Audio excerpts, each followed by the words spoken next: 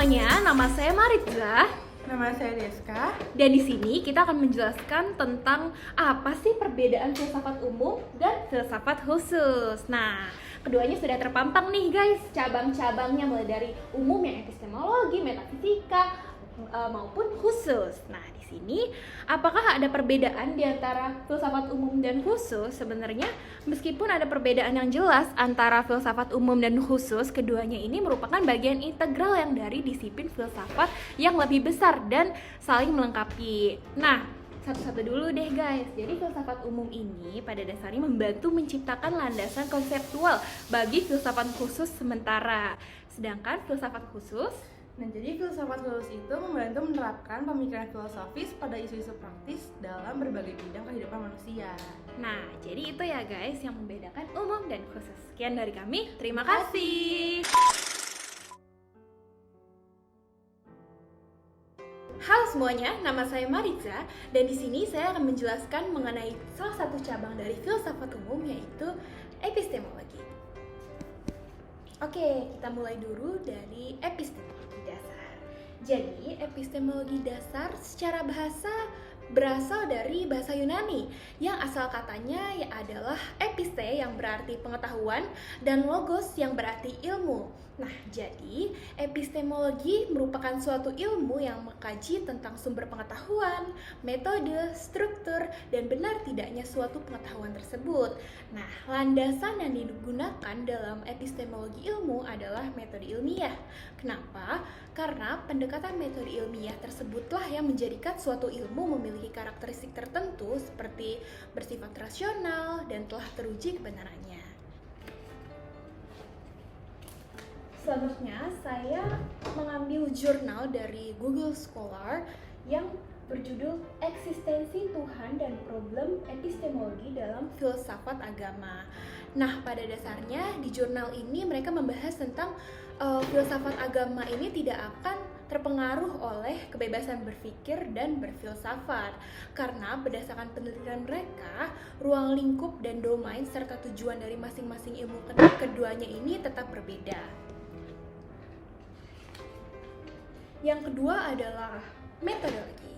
Jadi, secara etimologis, metodologi berasal dari bahasa Yunani, yaitu methodos, yang berasal dari kata meta, yang berarti melewati atau melalui, dan hodos, yang berarti cara atau jalan.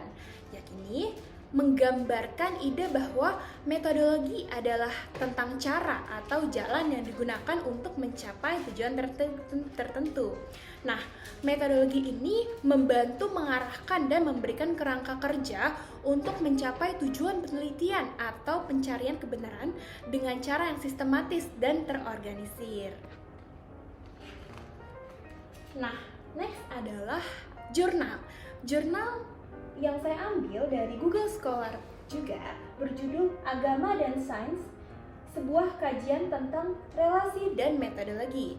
Jadi dari hasil penelitian terungkap bahwa walaupun antara sains dan agama merupakan dua entitas yang berbeda sebagai sumber pengetahuan dan sumber nilai bagi kehidupan manusia, namun hubungan keduanya ini sangatlah dinamis, mulai dari model relasi yang serba konflik dan kontras, saling independen, berdialog, dan saling bertitik sentuh, serta bersesuaian juga, sehingga bisa dikatakan bahwa keduanya ini merupakan entitas yang saling konfirmasi dan memiliki integritas serta harmonis.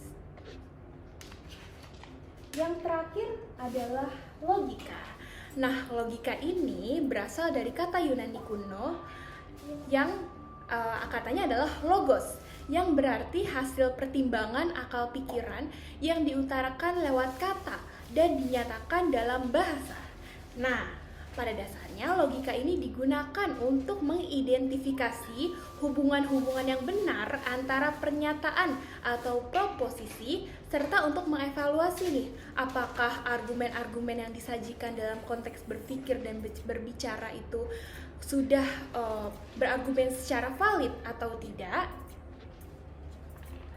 Nah, jurnal yang saya liput dari Scholar berjudulkan Peran Filsafat Ilmu dalam Logika dalam penelitian psikologi. Nah, jadi berdasarkan sejarah sendiri kan perkembangan psikologi itu sangat dipengaruhi oleh logika dan filsafat ilmu yang juga merupakan cabang filsafat itu sendiri kan.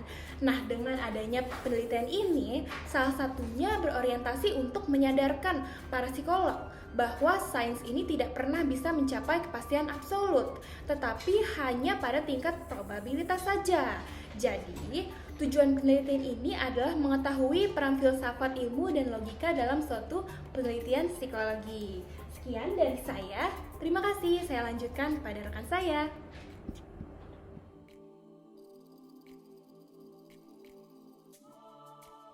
Halo, nama saya Radin Farah Ramadhani. Selanjutnya saya akan menjelaskan tentang filsafat umum metafisika. Jadi, pengertian metafisika adalah cabang filsafat yang berkaitan dengan proses analitis atas hakikat fundamental mengenai keberadaan dan realitas yang menyertainya. Kajian mengenai metafisika umumnya berporos pada pertanyaan dasar mengenai keberadaan dan sifat-sifat yang meliputi realitas yang dikaji. Yang pertama adalah ontologi. Ontologi adalah bidang pokok filsafat yang mempersoalkan hakikat kebenaran segala sesuatu yang ada, ultimate reality, baik yang berbentuk jasmani atau konkret maupun rohani atau abstrak. Artikel yang saya dapatkan untuk ontologi adalah dalam esensi ilmu ekonomi dan sumber pengetahuan, yang dijelaskan bahwa hal ini merupakan suatu refleksi dari sumber pengetahuan yang bukan hanya perlu dijaga, melainkan penerapan yang lebih segmented, khususnya dalam bidang ekonomi, agar proses pelaksanaannya dapat sejalan dengan pendekatan ilmiah. Selanjutnya adalah kosmologi. Kosmologi yaitu membahas tentang masalah pembentukan dan evaluasi awal tata surya yang sistem keplanetan dengan memberikan konsep dasar yang ringkas. Teori-teori yang dikaji secara khusus dibatasi pada teori yang telah mendekati kebenaran dari hasil pengamatan. Selanjutnya, artikel kosmologi yang saya dapatkan yang berjudul Evolusi Bintang pada Pembentukan Tata Surya dan Sistem Keplanetan, yang membahas tentang masalah pembentukan dan evolusi awal tata surya dan sistem keplanetan dengan memberikan konsep dasar yang ringkas. Teori-teori yang dikaji secara khusus dibatasi pada teori yang telah mendekati kebenaran dari hasil pengamatan. Selanjutnya adalah teologi. Teologi adalah bagian metafisika khusus yang mempersoalkan hakikat Tuhan. Hal-hal yang dibicarakan di dalamnya menyangkut kebaikan, kesucian, kebenaran, keadilan, dan sifat-sifat baik Tuhan lainnya. Artikel yang saya dapatkan adalah bukti eksistensi Tuhan, integritas ilmu kalam dengan filsafat Islam Ibnu Sina, yang membahas tentang filsafat Islam dan ilmu kalam memiliki pembahasan yang hampir sama, yaitu tentang Tuhan. Hanya saja jika filsafat Islam, khususnya pemikiran Ibnu Sina, sangat mendapatkan rasio, sedangkan ilmu kalam menyertakan dalil nakli. Yang terakhir adalah antropologi. Antropologi adalah bagian metafisika khusus yang mempersoalkan hakikat manusia. Artikel yang saya dapatkan tentang antropologi adalah filsafat manusia adalah sebuah kajian teks dan konteks dalam memahami hakikat diri, yang membahas tentang manusia diartikan sebagai makhluk yang berakal dan berbudi. Maka dapat dikatakan bahwa manusia adalah makhluk Tuhan yang diberi potensi akal dan budi. Sekian dari saya, terima kasih.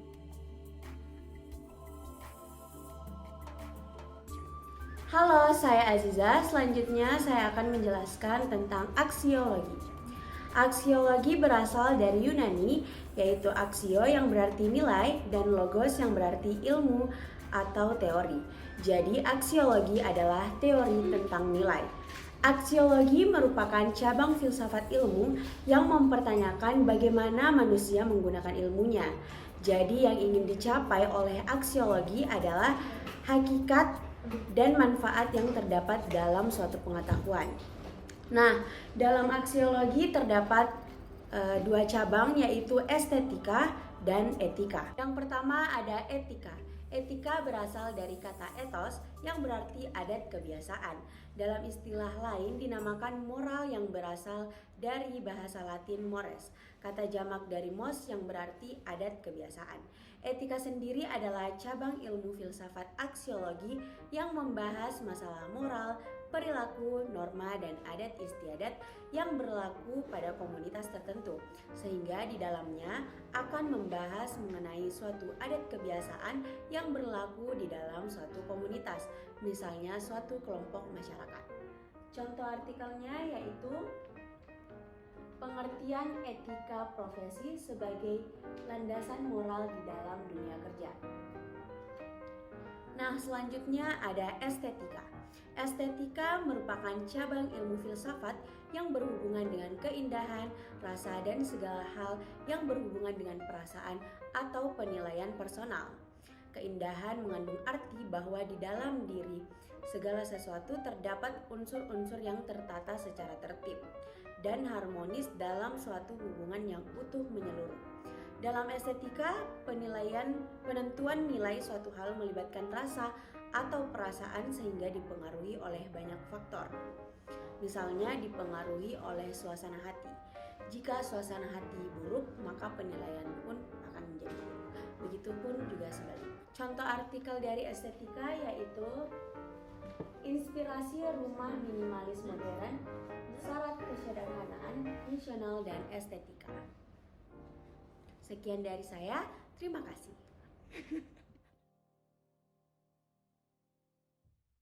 Halo semuanya, perkenalkan nama saya Khairiri Natania dan saya kali ini akan menjelaskan cabang filsafat keilmuan. Pengertian dari filsafat keilmuan atau filsafat ilmu adalah bagian dari filsafat yang menjawab beberapa pertanyaan mengenai hakikat ilmu. Filsafat ilmu memiliki cabang-cabang filsafat yang berkaitan dengan dasar, metode, asumsi, dan implikasi ilmu pengetahuan dari ilmu yang termasuk di dalamnya, antara lain ilmu alam dan ilmu sosial. Dan juga saya akan menjelaskan tentang salah satu contoh jurnal dari filsafat keilmuan, yaitu implikasi filsafat ilmu terhadap perkembangan ilmu pengetahuan dan teknologi. Ilmu sebagai hasil aktivitas manusia yang mengkaji berbagai hal, baik dari manusia maupun realitas di luar dirinya. Sedangkan teknologi merupakan instrumen bagi manusia untuk memenuhi kebutuhannya. Pada zaman kontemporer, ilmu pengetahuan mengalami kemajuan sangat cepat dengan penemuan berbagai teknologi canggih. Spesialisasi ilmu serta inovasi teknologi telah mencapai temuan-temuan baru beserta penerapannya di bidang nuklir, kimia, bioteknologi, dan genoteknologi, mikroelektronik, dan antariksa. Sekian penjelasan dari saya tentang filsafat keilmuan. Kurang lebihnya mohon maaf. Setelah ini akan dilanjutkan oleh teman saya. Terima kasih.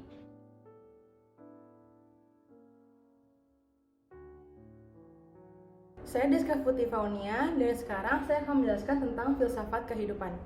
Jadi, filsafat kehidupan itu sendiri adalah sikap atau pandangan seseorang yang berkaitan dengan makna akan kehidupan, tentang bagaimana caranya menjalani hidup dengan sebenarnya. Berikutnya adalah cabang dari filsafat kehidupan, yaitu filsafat politik. Jadi, filsafat politik itu adalah studi tentang pertanyaan dasar tentang negara, pemerintahan, politik, kebebasan, keadilan, dan penegakan kode hukum oleh otoritas. Secara umum disepakati bahwa filsafat politik itu tugas utamanya adalah untuk memberikan pembenaran bagi lembaga-lembaga yang memaksa. Contoh jurnal dari filsafat politik itu sendiri adalah yang saya ambil, yaitu tentang konsolidasi di Manado. Berikutnya adalah filsafat budaya, yaitu filsafat yang berusaha mengkaji hakikat dan makna kebudayaan, juga menganalisa unsur-unsur budaya serta kaidah, struktur, derajat, dan juga nilai-nilai yang mengiringinya. Contoh jurnal yang saya ambil adalah mahasiswa Jepang, Keio University, antusias belajar dari piring. Berikutnya adalah filsafat hukum. Filsafat hukum adalah cabang dari filsafat tingkah laku atau etika yang mempelajari hakikat hukum. Filsafat hukum adalah ilmu yang mempelajari hukum secara filosofis. Objek dari filsafat hukum itu sendiri adalah hukum. Terus selanjutnya adalah contoh jurnal yang saya ambil, yaitu pimpinan KPK dituduh memeras uang. Berikutnya adalah filsafat ekonomi. Filsafat ekonomi adalah ilmu yang kajiannya melibatkan banyak model matematis dari fenomena sosial, menunjukkan paduan antara aspek epistemologi dan keilmuan atau ontologi. Ekonomi juga berfokus pada pengkajian teori ekonomi seperti metodologi ekonomi merupakan penilaian terhadap hasil, intuisi, proses ekonomi, dan etika dalam menjalankan proses ekonomi itu sendiri. Contoh jurnal yang saya ambil adalah Bank Dunia memproyeksi ekonomi Indonesia tumbuh 5% di tahun 2023 dan 4,9% pada tahun 2024. Selanjutnya adalah filsafat agama. Filsafat agama merupakan ilmu yang mendalam untuk memaksimalkan akal serta pikiran untuk menganalisis ajaran agama mulai dari eksistensi Tuhan, sifat-sifat Tuhan, hingga hubungan manusia dengan Tuhannya, yang dipelajari untuk mendapatkan pemahaman yang menyeluruh. Filsafat agama juga berkaitan dengan cabang-cabang filsafat lainnya seperti metafisika, epistemologi, dan juga etika. Contoh jurnal yang saya ambil adalah pengalaman anak-anak muda beda agama di Indonesia. Yang terakhir adalah filsafat sejarah.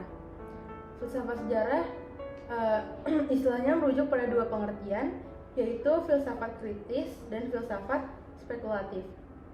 Filsafat kritis sejarah adalah aspek teori dari disiplin ilmu sejarah akademis dan berkaitan dengan permasalahan asal-usul bukti sejarah sejauh mana objektivitas dapat dilakukan. Sementara filsafat spekulatif adalah sejarah dalam bidang filsafat tentang signifikansi hasil dari sejauh manusia seperti mempertanyakan apa tujuan dan petunjuk atau finalitas dalam proses sejarah manusia. Contoh jurnal yang saya ambil adalah Belajar Sejarah Letusan Gunung Gamalama. Terima kasih.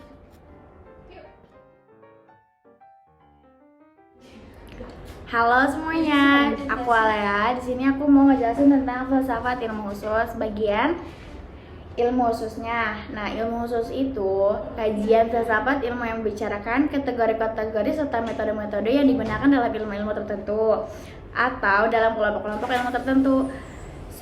Seperti dalam kelompok ilmu alam, kelompok kemasyarakatan, atau kelompok lainnya banyak.